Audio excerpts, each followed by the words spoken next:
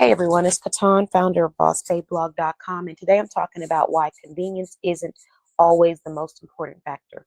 So I did talk about how thinking about differentiating your brand from the others, convenience is sometimes a factor, like doing things that are convenient to your shopper. However, it isn't always a factor. Sometimes the biggest factor that's going to make a person decide on if they want to shop with you or not is if you can solve their problem. In many times, actually most times, can you solve my problem? And if I feel like you can solve my problem, then I'm going to go ahead and shop with you.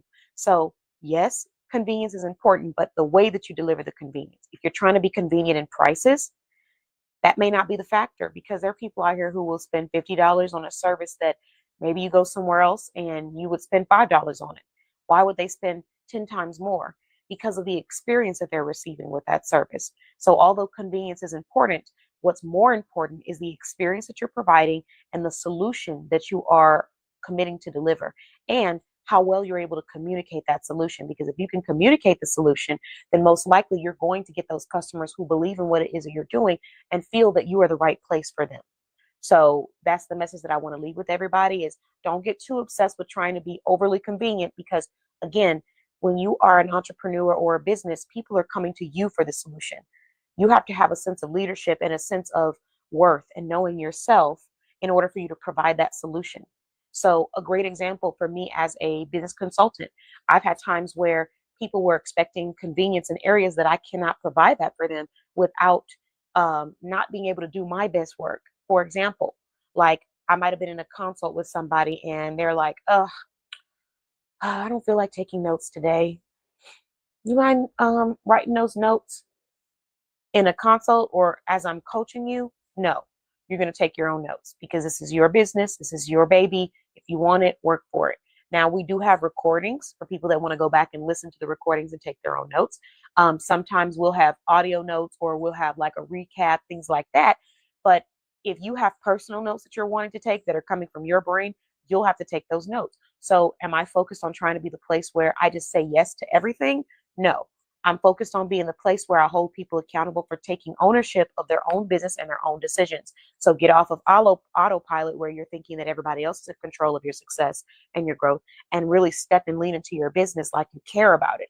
That's what my mission is. And I'm more focused on that than I am on trying to be convenient to a person in areas where convenience is not the best option, because we're looking for results, and results learned long term don't come from coming to a meeting and saying, I don't feel like doing anything. Can you do it for me? That's not long term. Now, I'm not feeling as productive. Can we take a moment to breathe and just reset before we get started and before we get to work? Absolutely. But showing up to meetings and just thinking that because you're not feeling like doing anything, that you just don't have to do anything, that's not ideal for someone in entrepreneurship, because you're going to have many days where you don't feel like doing something and you're going to have to get up and push through it. So convenience isn't always the factor, because like I said, I've said no in those moments. I've expressed to people that, this is what we do here and this is the way that we go about achieving our business. And in those moments, I've had people that I haven't had too many, but I've had few people that were like, yeah, okay, maybe I'll just try it, but this might not be, the right thing for me. But I've had many people who said, I get it.